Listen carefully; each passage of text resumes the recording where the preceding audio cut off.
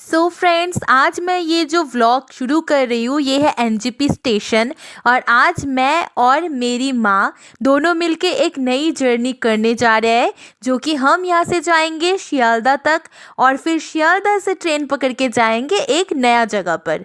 और कहाँ हम जा रहे हैं वही आपके साथ शेयर भी करेंगे। Platform number 1, thank you. कृपया ध्यान दीजिए 1591 Lalgarh Dibrugarh Awadh Assam. Everyone, welcome back to my another travel vlog. और आज है महाषष्ठी और मैं हूँ एनजेपी स्टेशन पे विद मेरी माँ। तो हम लोग जा रहे हैं घूमने। कहाँ जा रहे हैं घूमने वो आपको बहुत ही जल्द पता चल जाएगा। आज पूजा था, ट्रैफिक बहुत होगा, तो मैं और मेरी माँ 4 बजे निकल गए थे। ट्रेन हमारा था 7:40 को दार्जिलिंग मेल, जो कि सियालदह तक जाएगा सुबह 5:35 पे। और ये हम लोग पहुंच गए हैं नवद्वीप धाम। 5:20 में ही आज हम लोग पहुंच गए थे। तो 5:35 को सियालदह टू जंगीपुर रोड बोल के एक ट्रेन है, उसमें चढ़ के हम लोग यहाँ पे आ गए थे Nabadwip Dham. So everyone, welcome to my new vlog. और आज हम लोग आए हैं नवद्वीप धाम, जहाँ पे बहुत दिन से हम लोगों का आने का मन था लेकिन हो नहीं पा रहा था। फाइनली दिस पूजा आज षष्ठी है, तो मैं मेरी माँ आई हूँ नवद्वीप धाम। और हम अच्छे से नवद्वीप धाम घूमेंगे, मायापुर दर्शन करेंगे और कृष्णनगर जाने का भी प्लान है।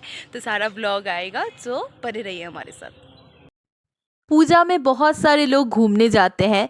मेरा भी बहुत मन था कि कभी कभी पूजा आए तो मैं भी कहीं घूमने जाऊं।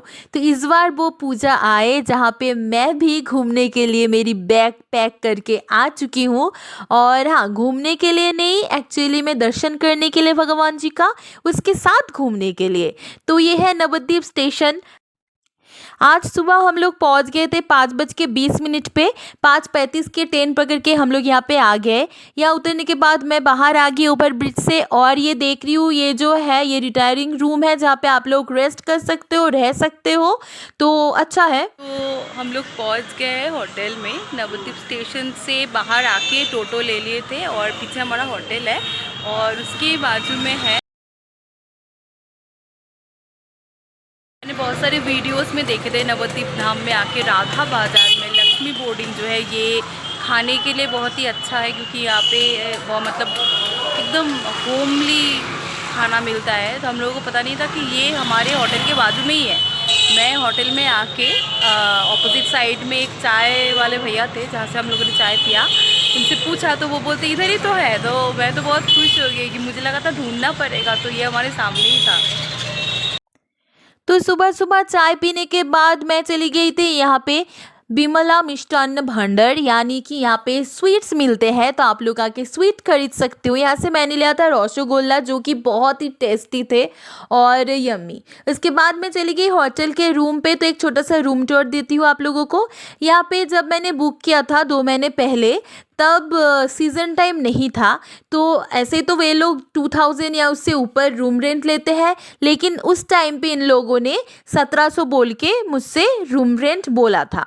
तो मैंने उसी हिसाब से एसी रूम पाया है और डबल बेडरूम था, तो बहुत मज़ा आया, क्योंकि एकदम खुला खुला माहौल था और आराम से रह पाए थे हम सब। तो यहाँ पे दिखा रहे हैं कि 2 बेड है बड़ा बड़ा, एक चेयर है और यहाँ पे आपको एक बैल्कनी मिलेगा, बहुत ही खूबसूरत सा, और वॉशरूम भी बहुत ही अच्छा सा था। तो हाँ, आप देख पा रहे हो। और ये है वॉशरूम का दरवाज़ा, मैं खोल के अंदर भी दिखा देती हूँ। नीट एंड क्लीन है और अच्छा है, और बहुत ही मतलब वाइब पॉजिटिव था इस रूम का, मुझे बहुत अच्छा लगा है। और एक वार्डरोब दिखाई दे रहा है और फैन भी है, दोनों बेड के ऊपर 2 फैन है, आप एसी बंद करके फ़ैन चला के रह सकते हो। सो हाँ, रूम बहुत खूबसूरत सा था। और उसके बाद मैं तैयार हो गई, क्योंकि आज मुझे और माँ को जाना था मायापुर, भगवान जी का भी दर्शन करना था, और उसके साथ बहुत सारे जगह का लिस्ट बना के मैं लेके आई थी, क्योंकि मैं जहाँ पे जाती हूँ सिर्फ एक जगह देख के आऊँ ऐसा तो हो नहीं सकता है, तो बहुत सारे जगह देखना था। तो अभी निकल चुकी थी मैं और माँ होटल के नीचे से ही मिल गया था टोटो, जो कि फेरी घाट तक लेके जाता है। 10 रुपये करके पड़ा था, और ज़्यादा भी बोलते हैं लेकिन आपको बार्गेन करना पड़ेगा। और यहाँ पे 5 रुपये करके आप सवारी कर सकते हो, जो कि है फेरी का। और अगर आप लॉन्च का करोगे तो 10 रुपीज़ करके पड़ता है। तो इधर से सीधा जाके ही आपको दाएं तरफ मिल जाएगा लॉन्च, और बाएं तरफ जो है ये सब फेरी रहता है। तो मतलब कि नाव, बड़े बड़े नाव जो होते हैं, बोट, वहाँ पे जो लोग साइकिल या बाइक लेके जाते हैं वो लोग आराम से ये नदी पार कर सकते हैं।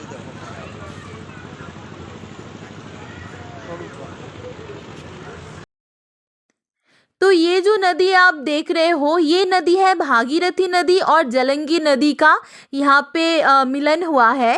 भागीरथी नदी जो है वो है नवद्वीप के साइड में, और मायापुर के साइड में है जलंगी नदी, जिसका पानी का रंग थोड़ा काला काला सा है। तो ये दोनों नदी यहाँ पे मिल गए हैं। तो लोग जब यहाँ से जाते हैं तो इस नदी के जो पानी है उसको बड़े गौर से देखते हैं, और मतलब इसका नेचर जो है, नेचुरल व्यू, वो उपभोग करते हैं। तो आप लोग भी देखिए और हमारे साथ सवारी कर लीजिए इस जगह का भी। पता नहीं इस जगह को देख के आपको समझ में आ रहा है कि नहीं, लेकिन हाँ, ये जगह का जो नदी है दोनों कलर अलग है। सो इसके बाद हम पहुंच गए हैं इस पार, नदी पार करके। तो अभी फेरी से हम लोग उतर गए हैं, और उतरने के बाद पैदल ही हम चल रहे थे। हम जाएंगे मायापुर इस्कॉन टेम्पल तक। ये मायापुर हम पहुंच गए नवद्वीप से। तो यहाँ से पैदल कुछ दूर जाना पड़ता है। तो पहले ही जो फेरी घाट क्रॉस करके आपको मिल जाएगा यहाँ पे 2 मंदिर। काला काला सा व्यू आया है तो समझ में नहीं आएगा आप लोगों को, लेकिन हाँ, यहाँ पे आप देख सकते हो श्री चैतन्य महाप्रभु जी का यहाँ पे मूर्ति बनाया हुआ है। और इधर से आगे आके आपको गोपी ड्रेस मिल जाएगा, क्यूट क्यूट सा। फिर थोड़ा दूर और आके मंदिर के कुछ सामने से मैंने ले लिया था टोटो।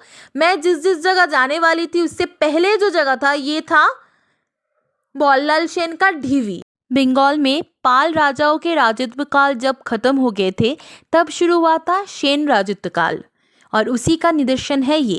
तो लॉन्च से उतरने के बाद मायापुर में हम लोगों ने एक टोटो ले लिया है। भैया हम लोगों को 5 स्पॉट घुमाएंगे, उसके बाद ड्रॉप कर देंगे इस्कॉन के सामने। तो अभी जो पहला डेस्टिनेशन है ये है बल्लाल सेन ढीवी।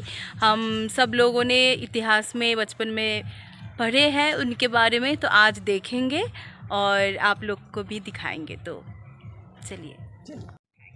कहा जाता है सेन वंश की राजा बल्लाल सेन, उनका ये साम्राज्य थे जो कि अंडरग्राउंड चले गए थे कभी किसी अर्थक्वेक के वजह से।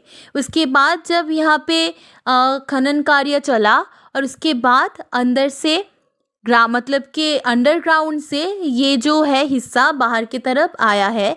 लेकिन अभी भी इसके अंदर मतलब बहुत सारे चीज़ दफन है, क्योंकि वो बाहर निकल के लाना पॉसिबल नहीं हो पाया है। साम्राज्य बहुत ही बड़ा एरिया लेकर था, इसी वजह से। तो मैं यहाँ पे आई थी क्योंकि मैं हिस्टोरिकल चीज़ों में बहुत ज़्यादा मतलब बिलीव करती हूँ, और मुझे बहुत बहुत अच्छा लगता है। तो इस जगह को देखने के लिए मैं आई थी, और मेरे नज़र में जो आया यहाँ आके वो था कि ऐसे जगहों पे कितना कचरा यहाँ पे पड़ा रहता है, इंसान मतलब साफ नहीं करके रख सकते। पढ़े थे इतिहास में राजा बल्लाल सेन, उनका ये साम्राज्य था जहाँ तक मुझे याद है और मैंने सुना था, जो कि कभी अर्थक्वेक की वजह से मतलब ज़मीन के नीचे चले गए थे। और यहाँ पे और भी बहुत सारे टूरिस्ट आए थे जो कि घूम के इस जगह को देख रहे थे। और जब मेरा एंट्री हुआ था उससे पहले यहाँ पर शायद किसी और यूट्यूबर ने वीडियो बना रहा था, जो कि हमें देखने के बाद धीरे धीरे यहाँ से चले गए। तो यहाँ पे मैं पूरे जगह को अच्छे से देख रही थी, और यहाँ पे कुछ मुखौटा जैसा लगा। तो फर्स्ट लोकेशन घूमना हो गया है, अभी हम लोग जाएंगे यहाँ से सेकेंड लोकेशन पर। तो ये था मायापुर श्री चैतन्य मठ, यानी कि इसे कहा जाता है श्री चैतन्य देव की मौसी का घर। तो हम यहाँ पे आए थे देखने के लिए कि उनका मौसी का घर कैसा है।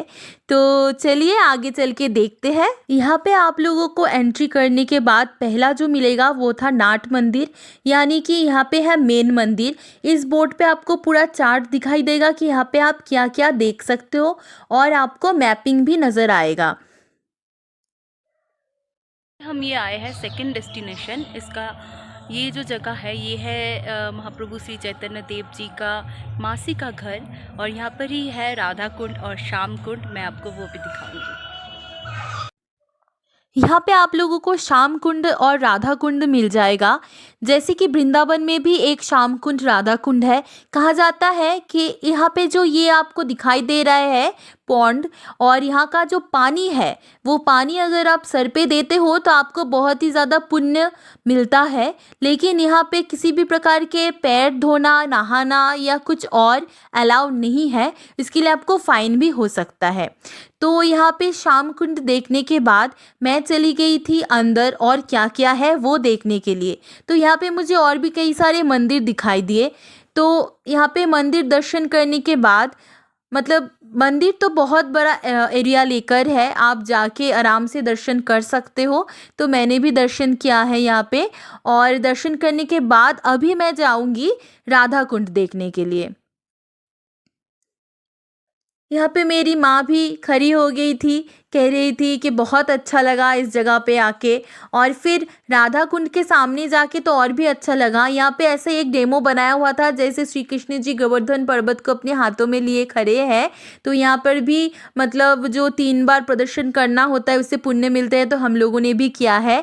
और यहाँ पे बहुत सारे मछली है, बहुत सारे छोटे बड़े फिश है। यहाँ पे सब जाके बिस्किट खिला रहे थे, जैसे मेरी बिस्किट होते हैं, अगर आप हाथ में लेके उनके सामने दोगे तो वो आके खा रहा था। तो बहुत अच्छा लग रहा था। लोग यहाँ पे देख पा रहे हो आप बिस्किट दे रहे हैं और ये आके खा लिया, तो ये भी बहुत अच्छा लग रहा था।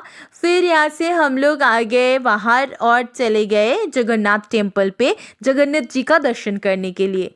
तो ये है जगन्नाथ टेम्पल। यहाँ एंटर करने के बाद आपको बाएं तरफ बहुत सारे ऐसे मूर्ति दिखाई देगा, जहाँ पे बहुत सारे मतलब हिस्ट्री को प्रदर्शन किया गया हुआ है, जो आप जान पाओगे देख के। और शूज़ रिमूव करके ही आपको अंदर आना होता है मंदिर के बाहर, या फिर शूज़ रखने का जगह है वहाँ आप रख सकते हो। तो ये था जगन्नाथ जी। और यहाँ पर भी फ़ोटोग्राफी वीडियोग्राफी अलाउ नहीं था, लेकिन मैंने लिया है फ़ोटो ताकि मैं आप लोगों को दिखा पाऊँ। और मैंने अंदर कुछ वैसे नहीं लिया है फ़ोटो। यहाँ पे तभी भक्ति चल रही थी भगवान का, और प्रसाद भी बांटा जा रहा था। लेकिन हर जगह पे मैंने देखा प्रसाद के लिए अलग से आपको पैसा देना होता है, उसके बाद ही उस हिसाब से प्रसाद आपको मिलेगा। तो अंदर आ गई मैं। अंदर आने के बाद यहाँ एक शिव भगवान जी का मूर्ति थे, और यहाँ पे बजरंगबली जी का भी टेम्पल थे। उसके बाद मैं दर्शन करके बाहर आ गई। आज का 4th डेस्टिनेशन था चाँदकाजी समाधि स्थल, यानी कि ये जो चाँदकाजी जी थे इनका निधन हो गया था, और यहाँ पे उनको समाधिस्थ करके रखा हुआ है। और यहाँ पे ये जो आप ट्री देख रहे हो इसको कहते हैं चापा गाछ बंगाली में, यानी कि चंपा फ्लावर। तो ये जो ट्री है इसको चैतन्य महाप्रभु खुद अपने हाथों से लगाए थे, तब से लेके अब तक ये ऐसा ही है।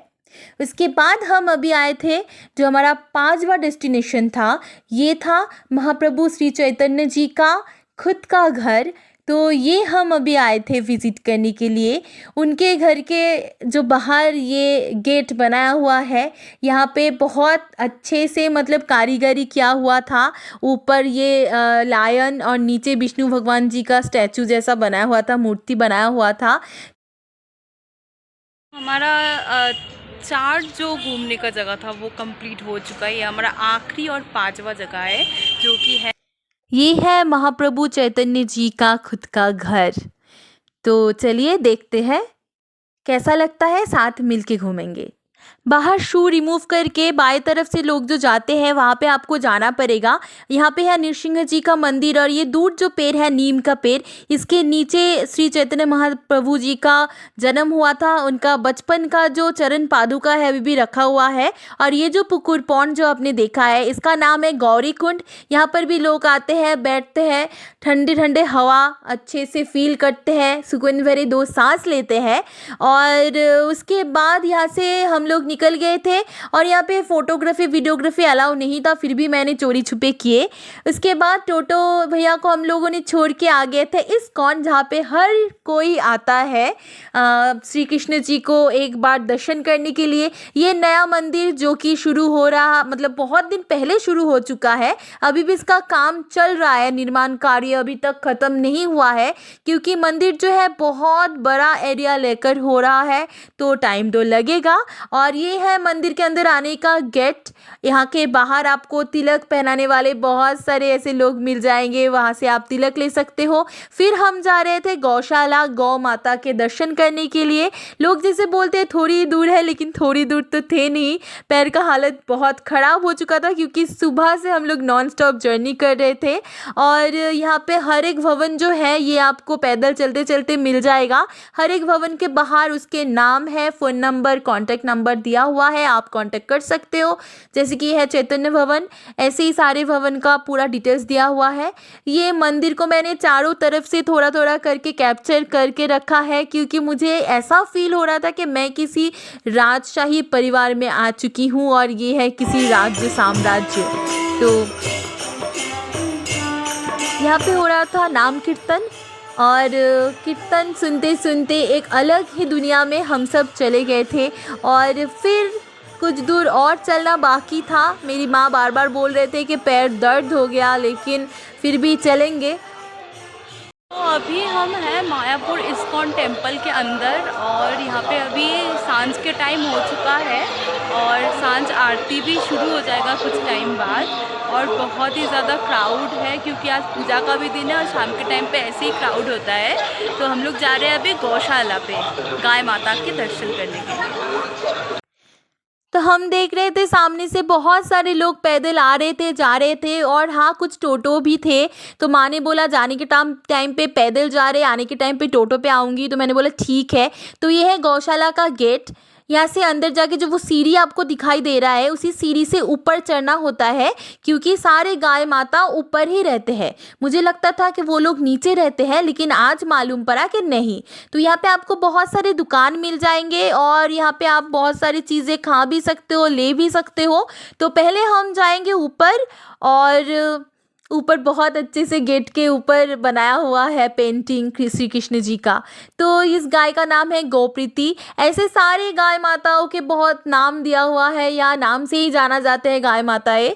तो यहाँ पे कुछ जगह ऐसे खाली खाली सा था क्योंकि सांझ के टाइम पे शायद उन लोगों को बाहर लिया जाता है या कुछ खिलाया पिलाया जाता है, पता नहीं। एक मतलब ये वाला साइड पूरा खाली था, ऑपोजिट साइड में हाँ। और ये आप दान पेटी देखो कैसे भर गया है पैसों से। इसी पैसों से इन गाय माताओं की सेवा होते हैं। यहाँ पे पूरा डिटेल्स दिया हुआ था कि एक एक गाय माता के पीछे कितना करके खर्चा लगता है बोल के।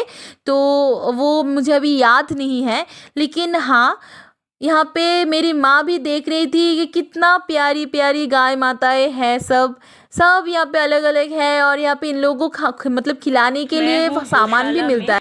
और मेरे पीछे सारे गाय माताएं। तो यहाँ पे गाय माताओं के दर्शन करके हम लोग आ गए नीचे। यहाँ से बहुत ज़्यादा प्यास लग गया था तो मैं लस्सी लेने गई थी, लस्सी मिला नहीं, ख़त्म हो गया है। तो ठंडा ठंडा दही लिया। दही खाने के बाद हम आ गए बाहर और बाहर आने के बाद मैंने एक टोटो बुक कर लिया है क्योंकि मुझे जाना था इस्कॉन टेम्पल के अंदर फिर से। तो टोटो पकड़ के आ गई थी मैं अंदर। और अंदर आने के बाद बाहर से जो देखने को मिला ये फाउंटेन और फाउंटेन के उस पार मंदिर का व्यू और सारे लाइटिंग बहुत खूबसूरत था, बहुत। यहाँ पे प्रसाद आप लोगों को मिल जाता है। रात में जो प्रसाद का टाइमिंग था वो था 8 बजे से 8 बजे, साढ़े 8 बजे, लेकिन हम लोग बहुत टायर्ड थे तो इसीलिए हम लोग लौट आए। यहाँ से आप लोगों को कृष्णनगर जाने का फेरी मिल जाएगा और दाएं तरफ से मिलेगा आप लोगों को नवद्वीप जाने का फेरी, जहाँ पे आप लोगों को रात 11 बजे तक मिलेगा। लॉन्च 8 साढ़े 8 बजे के बाद नहीं मिलेगा। तो मंदिर से यहाँ तक आने के लिए टोटो लगता है 10 रुपये पर पर्सन और पूरा दिन का टूर हम लोगों ने किया था 400 रुपीज़ से। तो ये वीडियो